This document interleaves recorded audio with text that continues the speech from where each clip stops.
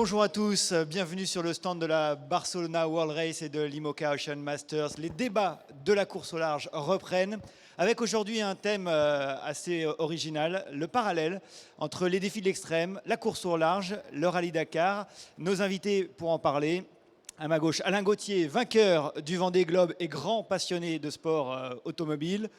Philippe Monet, certainement la seule personne au monde qui a remporté 2 fois le Dakar et qui a disputé de nombreux tours du monde à la voile. Patrice Rouanette, président de Mécénat Chirurgie Cardiaque. Et Xavier Gavory, qui est responsable du département concurrent du Dakar.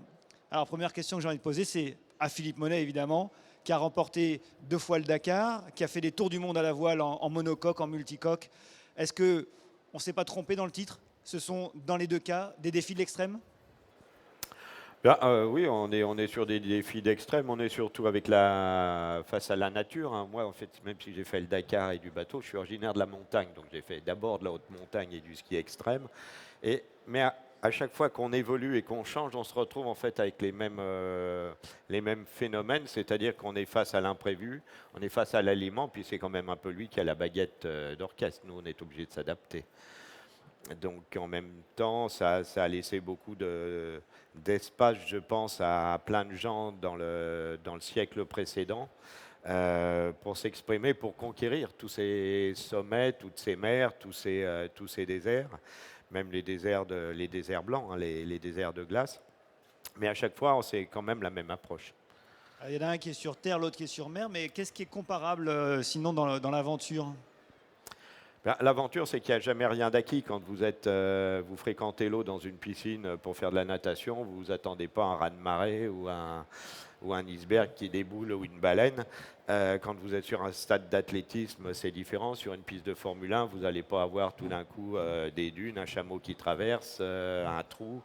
Donc il y a toujours une espèce de réserve et une adaptation avec plein de phénomènes autour qui sont différents que ce qu'on peut retrouver d'ailleurs je dirais, dans du sport très, très calculé et très précis. Il faut être beaucoup plus polyvalent. Et puis en même temps, c'est souvent du long terme. Quand on part en mer, on part pour 1 mois, 2 mois, 3 mois, 5 mois. En montagne, c'est pour plus longtemps aussi. Dans le désert, c'est la même chose. Donc ce n'est pas une compétition qui se joue en général sur, je sais pas moi, un 100 mètres. Par exemple, on va se préparer pendant 15 ans ou 10 ans pour les Jeux Olympiques, c'est 10 secondes. C'est très précis. Voilà.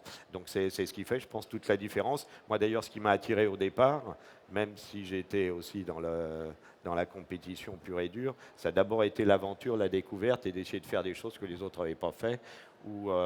C'est la curiosité qui m'a d'abord emmené. C'est peut-être aussi là d'où je viens. Je suis pas né les pieds dans le Vareille, bien loin. La mer m'a fait rêver avant d'aller dessus, quoi. Donc je n'ai pas commencé par la compétition pour aimer la mer après. Et dans les deux cas, on est confronté à soi-même aussi? Ah bah oui, oui, là, il y a pas de... On fréquente rarement les prud'hommes hein, dans ces métiers-là quand même. Et je pense que peut-être il y aurait quelques exemples à prendre là-dedans, mais on est confronté à soi-même. On part pas en mer, en montagne ou dans le désert en se disant bah, si je suis mal préparé, je m'en fous, j'appelle les secours. Pour 2 raisons. D'abord par respect, parce que quand on va dans ces coins-là, on y va préparer. Et troisièmement, si on a une merde, de toute façon, on est à peu près le seul à pouvoir la résoudre. Voilà. Alain Gauthier, on parle souvent de sport mécanique quand on parle de la voile. Sport mécanique, ça fait plutôt penser au sport automobile à la base. Il y a des vrais parallèles entre les deux?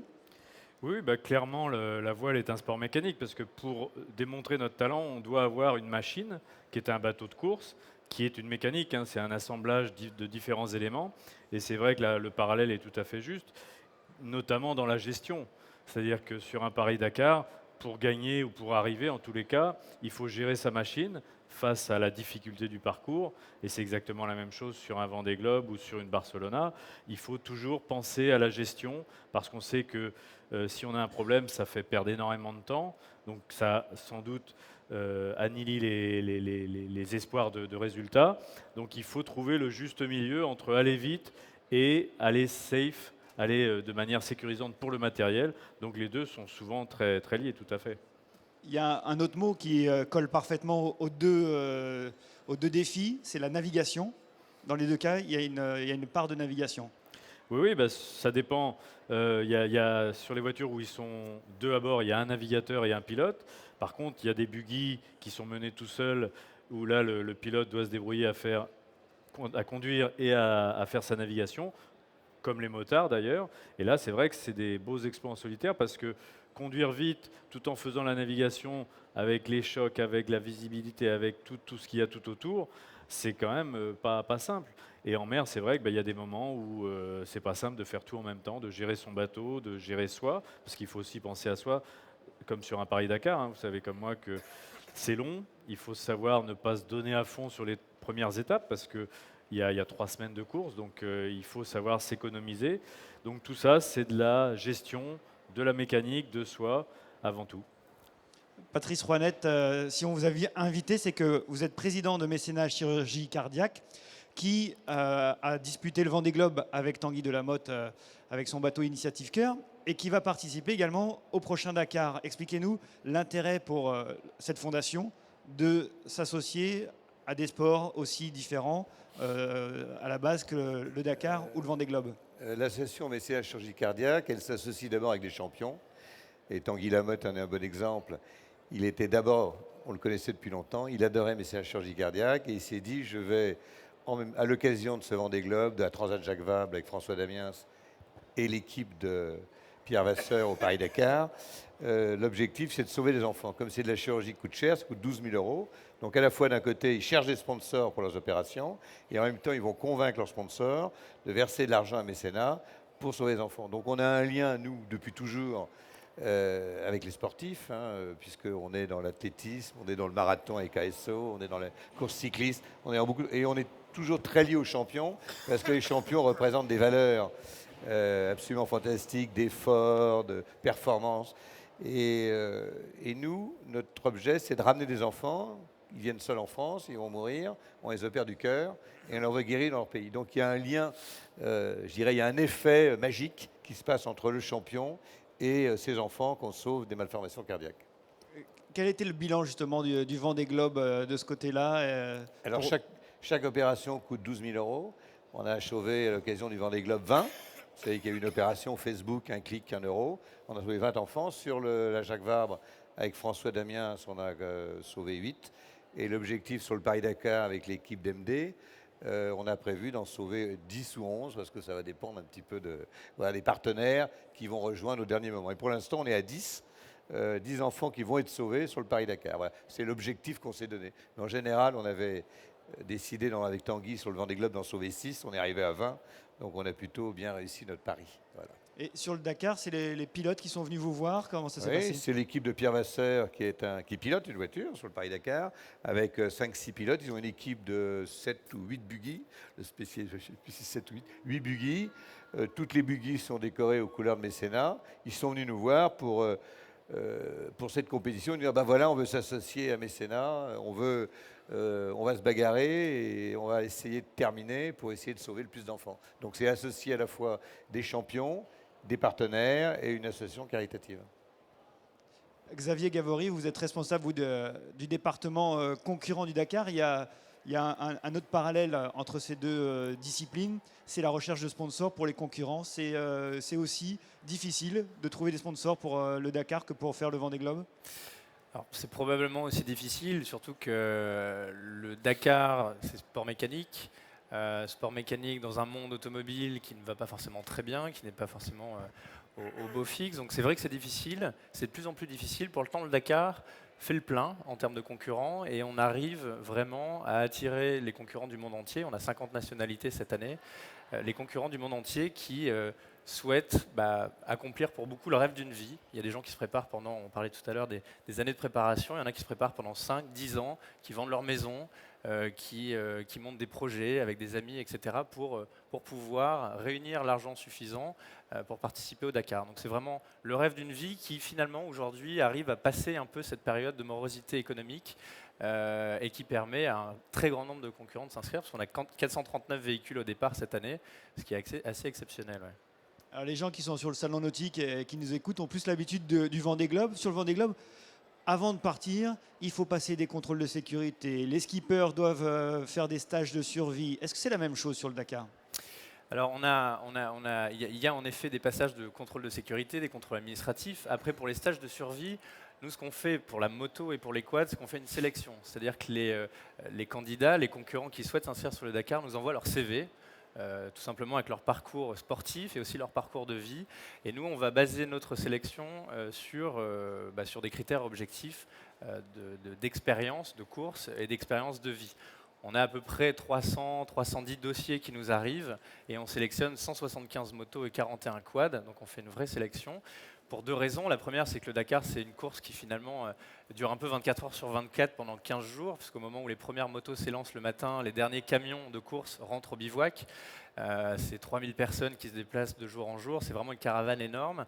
Et on a besoin de maintenir un format de course maîtrisable par la direction de course et maîtrisable par les officiels, surtout d'un point de vue sécuritaire. Donc on sélectionne. La deuxième raison, c'est que les motards et les quads sont la population de concurrents la plus exposée aux risques. Il y a des vrais risques quand on traverse les océans, il y a des vrais risques quand on fait le Dakar. Et le fait de faire une sélection, ça nous permet de savoir que les concurrents qui participent ont une réelle expérience en navigation, ont une réelle expérience en dureté de terrain, en pilotage dans les dunes, etc. Donc on s'achète d'une certaine manière un peu de sécurité grâce à ces sélections. Mais pas de qualification obligatoire pour les voitures ou pour les camions? Alors pas de qualification obligatoire, si presque, mais par défaut, c'est-à-dire qu'il faut que les pilotes aient leur licence obtenue dans leur pays, donc pour ça, enfin dans les pays dont ils dépendent, donc pour ça ils ont dû faire un certain nombre de courses avant de pouvoir avoir leur licence. Et les véhicules, tous les véhicules de course et d'assistance également, sont passés au crible des techniciens qui vérifient que les véhicules sont conformes aux réglementations techniques, alors d'un point de vue, pour éviter la triche tout simplement, ça c'est une chose, et surtout que les véhicules sont conformes d'un point de vue sécuritaire. Alors Xavier l'a évoqué, un autre parallèle, c'est 24 heures sur 24, ça ne s'arrête pas. Philippe, Alain, il y a cette gestion du sommeil aussi dans ces deux sports-là, qui est très importante pour rester lucide. Oui, c'est évident que pour les équipes pro, je parle du Paris-Dakar, même si je ne l'ai jamais fait, j'ai souvent été sur le terrain voir, parce que c'est sympa et je suis passionné de sport mécanique. Et c'est vrai que si vous êtes dans une équipe pro, ça va, vous arrivez dans des délais raisonnables. Par contre, les motards qui, eux, arrivent à 3 heures du mat et qui repartent à 6 heures, c'est vrai que là, pour eux, il faut vraiment gérer le sommeil avec toute la fatigue accumulée sur la moto pendant 20 heures de route. Donc, clairement, par rapport à un navigateur solitaire qui, suivant les conditions météo, là aussi, il y a des périodes où c'est très difficile de se reposer. Il faut repousser un peu le curseur, faire attention de ne pas rentrer dans la zone rouge, comme pour un moteur. Hein. Vous savez qu'un moteur, si vous rentrez dans la zone rouge, il y a des chances que le moteur crame. Et l'homme, c'est pareil. Il y a une limite à ne pas atteindre qui vous fera perdre vraiment beaucoup de lucidité. Et qui dit perte de lucidité dit des accidents qui peuvent être naturellement très graves, aussi bien en mer que sur une moto ou dans une voiture. Philippe? Oui, le sommeil, il gère d'une manière assez naturelle. Hein. Moi, quand je suis fatigué, je vais me coucher. Quand la météo ou le terrain le permet. Alors, ça veut dire plein de choses, mais c'est que de temps en temps, il faut récupérer. Puis aussi, on peut passer 3 jours sans dormir. Mais après, l'intelligence et de toute façon, la nécessité de l'élément demande à ce qu'on s'adapte de toute façon au terrain. C'est la météo qui dicte un peu les horaires du sommeil et puis le bateau, en fait. Et nous, on s'adapte à tout ça en essayant de récupérer quand on peut, notamment quand il y a des périodes qui sont un peu plus calmes. Et puis, de temps en temps, on va un peu au bout de soi-même, en essayant toujours de rester sur le bon côté de la ligne. Et vous qui avez disputé les deux, Mais je ne me suis jamais entraîné à dormir ou pas dormir, ça vient naturellement, quoi. Sauf que c'est très, très irrégulier. Et vous qui avez disputé les deux, il y en a une qui est plus contraignante que l'autre, justement, sur ces problématiques-là? C'est un peu différent parce que moi j'étais dans des grandes écuries sur ce que disait Alain tout de suite sur le Dakar ou sur les autres rallyes. Donc bon, j'ai commencé à gagner tout de suite, ce qui m'a permis d'abord de gagner de l'argent, ce que j'ai jamais fait dans la voile. Et c'est un peu le Ça, problème c'est une d'ailleurs en ce différence, moment donc. parce que je fais plus de rallye depuis, depuis 4 ans et j'ai plus le compensatoire pour les nouveaux projets. Donc c'est un petit peu problématique. Mais ça se rejoint de toute façon. Moi j'ai fait le dernier Dakar en Afrique d'ailleurs. C'était le dernier en buggy solo et les buggy étaient vraiment tout frais. On avait plein de problèmes avec. Et j'ai passé la moitié du rallye pratiquement à pas dormir, quoi. Et c'est vrai qu'à un moment donné, on est lessivé et il faut lever le pied. Et je me suis arrêté une ou deux fois pendant une demi-heure sur le bord de la piste pour dormir. Parce que sinon, on part. Sinon, c'est l'accident à coup sûr. Alors sur un tour du monde à la voile comme la Barcelona World Race, l'organisation ne peut pas vraiment gérer ça. Est-ce que l'organisation de Dakar surveille un peu les concurrents sur le point de vue du sommeil et est-ce qu'il y a des tests Bon, le ça, soir attends, qui sont ça, effectués? c'est Alors- quand même à eux. C'est aux concurrents de gérer. Hein, c'est pas l'organisation. C'est aux concurrents de gérer. On a beaucoup de difficultés à savoir si les concurrents dorment, bien évidemment. Il y en a qui peuvent passer 3 jours sans dormir, ça arrive. On les oblige à avoir un nombre d'heures à l'arrêt, mais généralement ils en profitent par jour, mais généralement ils en profitent pour mécaniquer. En gros, un motard va passer entre 8 et 15 heures sur sa moto sur une journée.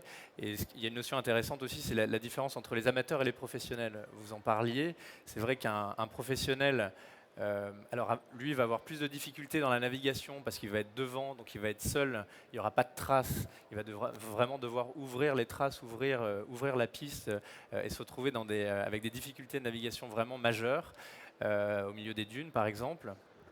Après, les plus petits concurrents ou les amateurs, eux, ils vont se retrouver dans une configuration où ils passeront après 100, 200 véhicules de course avec énormément de traces, laquelle suivent. Donc la navigation, encore une fois, rentre en ligne de compte. Et surtout une difficulté liée au terrain qui sera bien évidemment endommagé après plusieurs dizaines ou plusieurs centaines de véhicules. Et certains peuvent vivre un véritable cauchemar. Et la course est souvent plus difficile pour un amateur que pour un professionnel, parce qu'il va devoir tout simplement galérer. Moi, je discutais avec un concurrent, avec un motard la semaine dernière, qui se souvenait d'un épisode où il avait passé 2 heures pour faire 70 mètres, non pas parce qu'il s'est tanké vraiment complètement plusieurs fois, mais c'est parce que c'était juste impossible de sortir. Il était dans une zone de fèche-fèche, c'était impossible pour lui de sortir.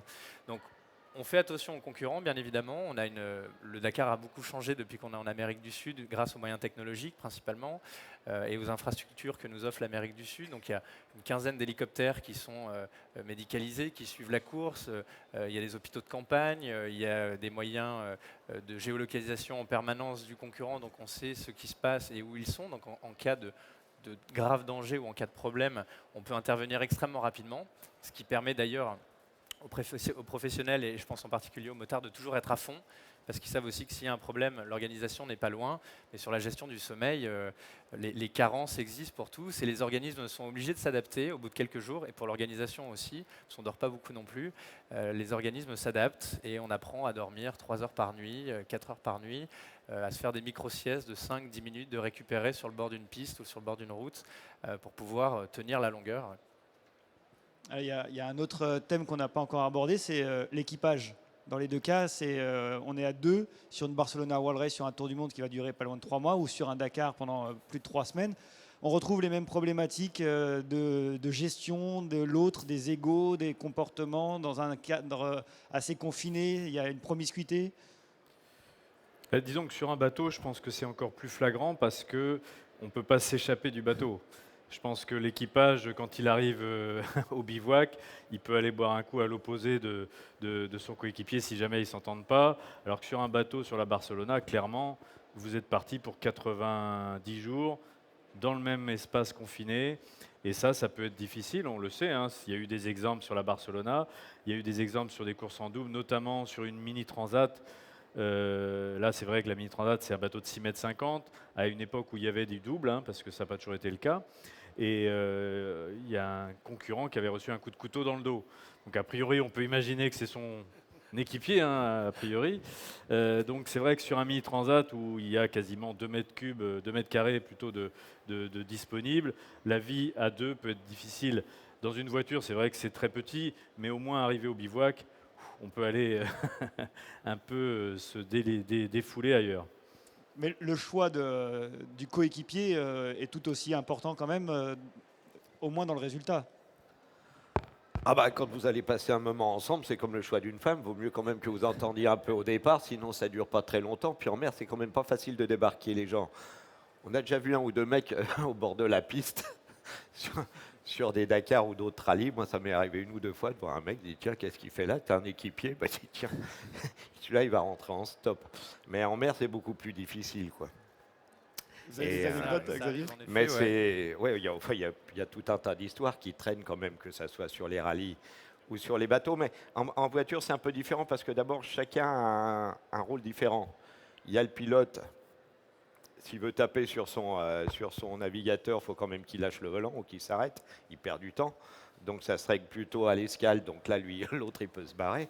En bateau, non, c'est différent. Et en bateau, on fait un peu les mêmes choses quand même. Mais on se voit aussi, on se croise. Il y a un petit peu de différence, mais c'est vrai quand même qu'il vaut mieux partir avec quelqu'un avec lequel on s'entend, quoi. Il y a aussi la confiance qu'on doit avoir dans son copilote, parce que c'est vrai qu'on le sait en rallye WRC ou sur un Paris-Dakar, celui qui annonce les notes a une importance énorme. Et c'est vrai que quelquefois, on parle beaucoup de Sébastien Loeb, par exemple, alors que Daniel Elena, je pense qu'il mérite autant la médiatisation, parce que, bien sûr qu'il faut un très bon pilote, mais il faut aussi un navigateur qui donne les notes au dixième de seconde près, de manière très très précise. Et le pilote doit avoir une confiance absolue parce qu'il a sa vie entre les mains du copilote et vice-versa d'ailleurs. Mais c'est vrai que cette confiance, en mer, on l'a aussi, mais pas de manière aussi exacerbée. Ouais, d'ailleurs, c'est assez étonnant cette confiance parce que moi j'ai fait les deux aussi, navigateur en voiture et pilote. Et c'est vrai que les gens disent quand on est navigateur, mais t'as pas peur avec le pilote. Mais moi, les fois où j'étais pilote, j'avais la trouille, surtout du navigateur, s'il oubliait une note, c'est-à-dire un trou, un machin ou un truc comme ça. Quand on est au volant, ça va, mais le fait de se retrouver au pilote en connaissant parfaitement le métier de navigateur avec les manques, des fois on s'endort un peu ou on oublie une note, on tourne 2 pages à la fois, un truc comme ça. C'est-à-dire moi j'avais le volant au début et, et j'avais toujours le nez à droite sur le machin pour voir s'il ratait pas une note. Et je flippais beaucoup plus en tant que pilote qu'en tant que navigateur. Enfin, faut dire en tant que navigateur, j'étais toujours avec des super bons. Donc. Mais avec des super bons pilotes. Donc c'était plus rassurant, mais c'était assez étonnant comme ressenti. Xavier, la gestion des égos, Oui, des histoires. surtout que chez les sportifs, on rencontre parfois des gens avec des égos assez intéressants, on va dire. On a souvenir l'année dernière sur le Dakar de l'Américain Robbie Gordon qui frappait son coéquipier avec son casque à une arrivée de spéciale. C'est assez classique. Donc c'est vrai que l'entente est essentielle, la préparation avant est essentielle, le fait de également savoir s'isoler. Alain le précisait, c'est vrai que pouvoir partir à un moment donné, quitter son pilote ou quitter son navigateur pour pouvoir s'isoler et se retrouver, c'est essentiel. Et puis, la préparation de manière générale passe par un certain nombre de petites choses qui sont très importantes et qui peuvent prendre des tournures dramatiques. Ça peut passer il y a l'équipement du bateau ou la manière avec laquelle le bateau est ordonné, rangé, toujours les mêmes choses aux mêmes endroits pour ne pas perdre de temps, pour ne pas perdre d'objets, etc. Dans les habitacles de voitures ou de camions, c'est la même chose. Toujours les stylos au même endroit, les outils aux mêmes endroits, etc. C'est très important. Et puis en effet, un équipage, bien le choisir. On peut être à 3 dans un camion ou dans une voiture, on peut être à 2 dans une voiture, on peut être tout seul dans une voiture, sur un buggy, sur une moto. Et à contrario, les motards, alors on a toujours l'image du motard au milieu des dunes, seul. Le motard parfois souffre un peu de cette solitude, comme peut en souffrir un marin en traversée en solitaire. Ils souffrent un peu parfois de ne pas pouvoir partager la beauté des paysages qu'ils voient, partager leur expérience avec quelqu'un. Et ça, c'est un témoignage qui revient assez souvent de la part des concurrents. Ouais. Nous, on était inquiets, je vais rajouter quelque chose. On était inquiets du ménage François Damiens, François Lambrouille avec Tanguy Lamotte sur la Jacques Vabre. François Damiens avait très peu navigué, il avait fait les Glénans, il avait fait une petite traversée avec des copains il y a 7-8 ans. Il faisait des croisières au mois d'août et on s'est dit ça va être la catastrophe. Et finalement, il y a eu un démarrage difficile parce que François Damiens a été au début assez malade parce que la mer était un peu agitée. On a été inquiet aussi, on était très content que le départ soit repoussé. On était très content que le départ soit repoussé, lui aussi à mon avis. Et finalement, ça s'est mis, voilà, il y a eu quelques petits tirs, mais ça s'est relativement bien passé. Ils se connaissaient finalement très peu, ils se connaissaient peu, et ça a plutôt bien fonctionné. Mais en même temps, tout ça aussi pour dire que Tanguy et François Damiens, Tanguy il est au mécénat, sa famille a été famille d'accueil, donc il était engagé, et François Damiens, il est aussi dans cette opération, parce qu'il a une petite fille qui a été opérée d'une malformation cardiaque. Donc il y avait une certaine unité entre les deux pour essayer de sauver des enfants pendant la transat Jacques Vabre. Est-ce que vous avez des questions pour nous inviter?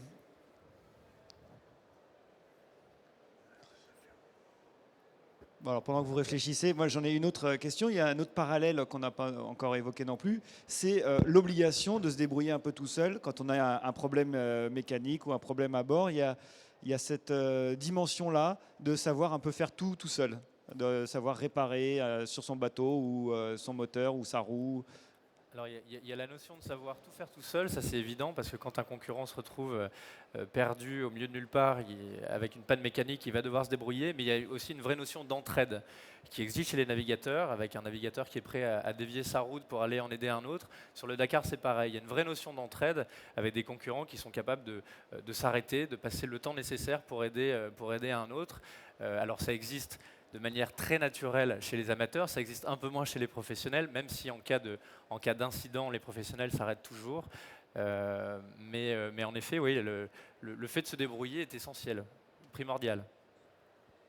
Alain? Oui, bah, sur un bateau, hein, c'est évident que sur une course où l'escale est interdite, ou très très pénalisante, ou très très pénalisée, comme c'est le cas sur la Barcelona, parce que je crois que si vous vous arrêtez, il faut s'arrêter 24 heures au minimum, vaut mieux réparer soi-même à bord. Donc il faut savoir faire à peu près tout, de la couture à réparer son moteur, parce que vous savez qu'on a un moteur pour recharger les batteries, qui sont essentielles pour la gestion du pilote automatique et tout ce qui est électrique à bord.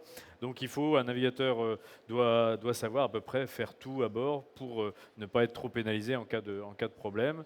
Et c'est vrai que la stratification aussi, parce que si on a un souci, il faut prendre le carbone, la résine et puis faire ce qu'il faut. On se rappelle naturellement tous de Yves Parlier, qui avait dématé dans le Vendée Globe et qui s'est retrouvé sur une île, enfin au mouillage devant une île, et qui a refait son mât, etc. Donc ça, c'est vraiment l'exemple typique, comme on a vu aussi des exemples sur le Paris-Dakar, de gens réparer de la mécanique, quelquefois avec des détails. Il peut retrouver des bouts de fringues pour étanchéifier une durite. On peut trouver des systèmes D et on les voit bricoler sur le bord de la route parce que l'objectif, c'est d'arriver. Philippe, vous avez des expériences vécues justement sur ces deux disciplines Oui, parce que forcément, on est toujours confronté à avoir une grosse galère un jour ou l'autre. Et puis, si on veut revenir à la maison, il faut savoir qu'il faut revenir soit avec son bateau, soit avec sa voiture, vu les endroits où on est. Alors, c'est vrai que souvent, quand on parle avec des gens qui disent « Mais pourquoi à un moment donné, tu n'appelles pas un hélicoptère ?» Je lui dis d'abord parce que si je suis allé là-bas, c'est que j'en avais envie. Et qu'en même temps, quand on est dans le Pacifique Sud ou dans l'Indien, Pacifique Sud, si on a un problème en bas, si on n'est pas en course, moi j'ai été souvent en record ou sur des tentatives en solo, mais tout seul aussi. Sur le Vendée Globe, par exemple, c'est un autre bateau qui peut venir vous aider. C'est la majorité des cas qu'on a vus. Quand il y a eu des assistants, c'est un concurrent qui vient aider l'autre ou sauver l'autre. Quand on est tout seul, il n'y a personne. La première terre, elle est à 2000 bornes. Elle est habitée par des pingouins et des phoques. Et quand on regarde sur la carte, le premier secours, c'est un aviso de Tahiti qui doit venir sur zone, qui peut venir sur zone, mais il lui faut 15 jours. Donc, automatiquement, on doit être préparé à faire face à tout. Et puis après, il y a la démerde. Alors là, des fois, je sais pas, il y a des cas, enfin si, sur le Dakar, par exemple. Bon, moi, le dernier Dakar que j'ai fait en buggy solo, on avait des problèmes de triangle avant qui pétaient en permanence. Donc le but, à chaque fois qu'il y en a un qui pétait, on enlevait la roue, on enlevait les suspensions, on attachait tout ça. Et bien, après la voiture sur 3 roues, les triporteurs, c'est bien, parce que la roue est au milieu, mais quand on passe de 4 à 3, c'est quand même un peu emmerdant, parce qu'il y en a toujours une qui manque quand même, surtout dans les virages à gauche, si c'est la droite. Et moi, j'ai fait, je sais pas, dans le dernier Dakar, c'était toutes les spéciales, on perdait un triangle. Donc, je sais pas, j'ai dû faire 600 ou 800 km sur 3 roues. Donc, je mettais tous les poids, toutes les roues de secours, là, 2 roues de secours, plus la troisième roue, à l'arrière gauche, pour pouvoir rouler sur 3 roues. Mais même en ligne droite, j'arrivais à rouler à 150. Et donc, c'est de la démerde. Dans les dunes, c'était plus technique. Mais enfin, on y arrivait aussi, parce qu'on était plusieurs buggy. Donc, à la fin, on se disait, t'as fait combien dans les dunes, toi, avant de te planter? Bah, je dis, moi, j'ai fait 30 bornes, 20 bornes. L'avantage quand tu as 3 roues, c'est que tu as une roue de moins qui s'embourbe. Ah bah ouais, bon, enfin, vu comme ça, bon, enfin, ça a quand même une de moins pour te diriger.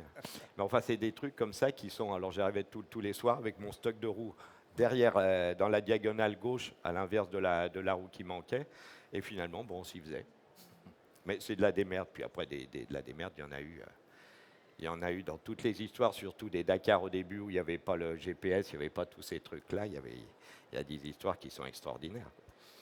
Parce que tout le monde, à un moment donné, il y avait la course. Après, il y avait essayé de rentrer avec la voiture. Puis après, il y avait essayé de sauver sa peau. Et donc, il y a toujours des histoires là-dedans. Mais dès qu'on est confronté aux éléments, on se retrouve, et ça, il ne faut jamais l'oublier. Je pense d'ailleurs que c'est une très bonne école aujourd'hui dans tout cet assistanat qu'on donne à tout le monde. Quand on est en mer, on se démerde. Hein. C'est la phrase, hein, c'est pour ceux qui sont à terre, tranquilles dans leur lit, ceux qui sont en mer doivent se démerder. Voilà, et dans le désert, c'est pareil. Est-ce que vous avez des questions? Ah, une question. Hop. Bougez pas, j'arrive. Oui, je suppose qu'ils ont eu parfois peur. Je voudrais savoir comment ils arrivent à maîtriser cette peur, parce qu'on sait très bien qu'une fois qu'on a peur, le danger est plus grand. Donc, comment font-ils pour maîtriser cette peur et s'ils y arrivent facilement? Qui veut répondre? La peur, oui, on l'a par moment. Hein. C'est vrai que ça nous est arrivé à tous. Il ne faut pas se voiler la face. Il n'y a pas de honte à ça. Quand on s'inscrit à un tour du monde en solitaire ou en double, on sait qu'il y aura des moments pas faciles. Maintenant, on s'y est préparé. Et je crois aussi qu'il faut admettre que si on y est, personne ne nous a forcé à y aller. Donc, il n'y a pas trop le droit de se plaindre. Et puis, quand il arrive un problème et que la peur survient, il faut essayer de passer outre. Pour ma part, c'est vrai que sur une course en solitaire, je suis tombé à l'eau. Donc, qui dit solitaire dit que personne n'était au courant que j'étais tombé dans l'eau. C'est le gros risque du solitaire, c'est évident. Donc, on vit avec ça, mais on n'y attache pas une importance particulière, puisque de toute façon, c'est comme quand vous êtes dans votre voiture. Vous n'êtes pas là en train de vous dire tout le temps, et si j'ai un accident, il faut vivre avec, parce que voilà, c'est comme ça qu'on vit, sinon on ne vit plus, on reste chez soi. Philippe, vous avez déjà eu peur, vous, sur le Dakar ou sur un tour du monde à la voile? La peur, elle peut avoir deux sens d'abord. C'est-à-dire d'avoir la peur de partir. Bon, alors ça, à ce moment-là, il ne faut pas partir. Après, il faut se dire quand même que les accidents, ça n'arrive qu'aux autres. Ça rassure quand même beaucoup. Et le jour où on pense que l'accident peut nous arriver, à mon avis, il faut arrêter. C'est ce qu'ont fait certaines personnes. Moi, ça m'arrivera sans doute un jour. De dire, tiens, c'est plus pour moi, tout d'un coup, il y a un truc. Mais tant qu'on ne l'a pas, puis on le désire, parce que c'est vrai que de partir en mer, c'est extraordinaire. De partir en ayant peur, je sais pas, moi, c'est pas quelque chose que je ferais qui m'attirerait. En même temps, on galère tellement entre le pognon, la préparation du bateau, les sponsors et tout ça, à tout avant, que le jour où on a réuni tout ça, on n'a qu'une envie, c'est de partir, et là, ça nous fait pas peur, quoi. Donc, c'est quand même tout un tas d'éléments qui confortent. Et après, il y a la peur sur le moment, mais souvent, elle est rétroactive. Vous manquez de tomber à l'eau, vous récupérez, machin, tout ça, vous remontez sur le bateau, mais vous n'êtes pas tombé à l'eau, et là, vous avez des fois la sueur qui coule sous les aisselles, mais c'est rétroactif, donc après, le danger est passé. La principale peur, en fait, qui nous mine un petit peu quand on est sur ce genre de projet, c'est que vous savez qu'un Vendée Globe ou une Barcelona, c'est pas tous les 15 jours comme un Grand Prix de Formule 1. Donc vous préparez, vous investissez énormément de temps, d'énergie, d'argent dans cette course-là. Et la peur principale, c'est la peur de casser. Et c'est pareil pour un Dakar, comme on disait tout à l'heure, quand on met 4 ans ou 5 ans à rassembler les fonds pour monter le projet, c'est sûr que si on casse à la première spéciale, c'est l'enfer, quoi. C'est 4 ans de travail qui sont anéantis. Donc la peur de casser dans un sport mécanique, puisque quand on est tennisman, bon, casser sa raquette, on sait qu'il y en a une qui vous attend dans le sac à côté du siège. Sur les sports mécaniques, si vous cassez, c'est la fin du projet. Et cette peur-là, quand les conditions sont difficiles, elle est vraiment omniprésente et elle nous gâche un petit peu la vie, c'est vrai. Sur une Barcelona World Race ou sur un Vendée Globe, aujourd'hui, il y a des portes de sécurité qu'il n'y avait pas quand vous avez commencé à faire vos premiers tours du monde. Il y avait aussi la peur des icebergs, la peur de se retrouver dans des champs de mines à l'époque. Oui, clairement. Sur le premier Vendée Globe en 89, on est descendu assez bas. Moi, je suis descendu encore plus bas sur le Tour du Monde en solitaire avec escale. Là, c'était un choix. On s'est retrouvé dans une dépression extrêmement creuse avant le Cap Horn. Le premier choix qu'a fait Isabelle Autissier ou qu'a fait Christophe Auguin, c'était de se retrouver face à 65 nœuds de vent ou près, avec la mer qui va avec. Il y a un Sud-Africain qui a coulé dans cette dépression. Moi, j'ai fait l'autre choix, donc c'était une balance. Ou c'était 60 nœuds au près, ou alors c'était des icebergs. Donc je suis descendu à 65 et quelques sud, avec du givre sur les voiles, avec du givre sur les haubans. Et donc c'est vrai que beaucoup d'icebergs aussi. Mais bon, je préférais échapper cette dépression et prendre le risque des icebergs plutôt que de me retrouver dans des conditions de près avec 60 nœuds de vent. Donc c'est des choix, et puis à un moment donné, il faut les assumer. Par contre, c'est vrai que quand on voit son premier iceberg, on se dit que là, il peut y avoir 3-4 jours, parce que c'est des zones où ils sont rassemblés, on se dit qu'il peut y avoir 3-4 jours un peu difficiles, notamment la nuit. Philippe, vous aussi, vous avez, sur vos différents tours du monde, traversé des zones, des champs de mines. Vous avez même eu une éruption volcanique sous-marine. Enfin, il vous arrivait des choses incroyables. Bon, incroyable, ça fait partie. Enfin, l'éruption sous-marine, c'est pas arrivé à tout le monde. Je m'en serais largement passé. Mais les glaces, oui, c'est la problématique. Mais d'aller au plus mauvais de la tempête, c'est pas nécessairement plus intelligent. Donc, je pense qu'Alain a parfaitement résumé. La porte, c'est un truc médiatique pour se confronter. Peut-être qu'à certains endroits, de se dire, là où il y a des concentrations de glace, laissons-les à droite et passons au-dessus. Mais maintenant, c'est une suite de portes. Et suivant où est la météo, en plus, les portes, c'est aussi dangereux au niveau du classement parce que vous allez passer un moment très bien. Le lendemain, il va y avoir une bulle sur la porte. Et là, vous prenez 3 jours dans la figure. Donc, c'est un petit peu dommage. Il ne faut pas non plus barricader. Nous, on a connu ça sur le Dakar aussi. Avant, bon, on allait où on voulait. Après, il y a eu le GPS qui est arrivé. Le GPS s'est transformé en gendarme. Et ça a fait perdre quand même pas mal de saveur à la navigation. Et c'est vrai que la navigation sur le Dakar, c'était quand même toute la beauté et tout ce qui faisait son intensité, en même temps que ça différenciait du rallye de championnat du monde. Voilà. Et en même temps aussi, avec ce GPS qui nous amenait en permanence sur la bonne piste, tout le monde est à fond parce que personne se pose la question de savoir s'il est bien sur la bonne route ou pas, quoi. Après, de revenir en arrière, c'est pas possible non plus. Il y a une évolution qui se fait en permanence. Le tout aujourd'hui, c'est de ne pas aller toujours dans ce total sécuritaire et d'en rajouter. Il faut faire ce qu'il faut avec des professionnels, mais il ne faut pas en rajouter pour se border, ce qui dénature aussi beaucoup de choses. On sait que le risque zéro sur ce genre de sport n'existera jamais, donc il faut l'admettre. Mais c'est vrai qu'on est dans une société de plus en plus sécuritaire, ce qui est un peu dommageable aussi parce que ça fait prendre moins de responsabilités aux gens qui font ces courses-là. Ils se disent, de toute façon, l'organisation est très bien faite, etc., donc les risques sont limités. Mais en fait, c'est faux. Il faut vraiment admettre que on prend des risques, donc il faut quand même soi-même se faire très attention. Et puis sur les histoires des portes, c'est vrai qu'on est aussi dans cette situation vis-à-vis notamment d'organismes de sauvetage étrangers, parce que le Vendée Globe, c'est une course française. La Barcelona, ça part d'Europe, ça part de Barcelone. Il y a des réglementations européennes, mais on va aussi dans des pays où on sera dépendant de la réglementation de ce pays. Et les Australiens, très clairement, ils exigent qu'il y ait des portes, parce que sinon, ils n'iront pas sauver un concurrent qui a des problèmes. Donc il faut que les concurrents passent à une distance qui est celle de l'autonomie des avions de secours australiens, pour que les Australiens puissent faire leur travail de secours s'il y a besoin. Donc c'est eux qui exigent cette position des portes au sud de l'Australie. Pour les autres portes, c'est vrai que là aussi le temps a changé, l'époque n'est plus la même, les zones d'iceberg sont souvent aussi plus denses et plus hautes, donc clairement c'était une obligation d'avoir ces portes, parce que sinon c'était un peu de la roulette russe. Donc à un moment donné, il faut, c'est vrai, limiter un peu le circuit. Xavier, vous vouliez rajouter quelque chose sur la notion de sécurité et de Bah, règlement? la notion de sécurité est essentielle et ça fait partie de nos priorités. Enfin, c'est notre priorité numéro un. Après, il est vrai, il est certain, comme le disait Alain, que même si l'organisation est extrêmement parée à tout problème, à toute éventualité, la notion de danger reste et le motard sur sa piste ou au milieu des dunes reste dans une configuration dangereuse. Donc ça, on ne l'écartera pas puisque c'est l'ADN de la course et c'est vraiment, ça fait partie intégrante de la course.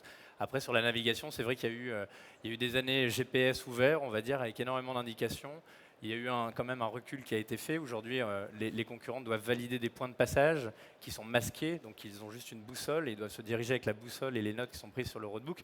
Ce qui est un peu compliqué d'ailleurs à gérer pour les motards qui doivent regarder à la fois le tripmaster, le roadbook, le GPS, la piste.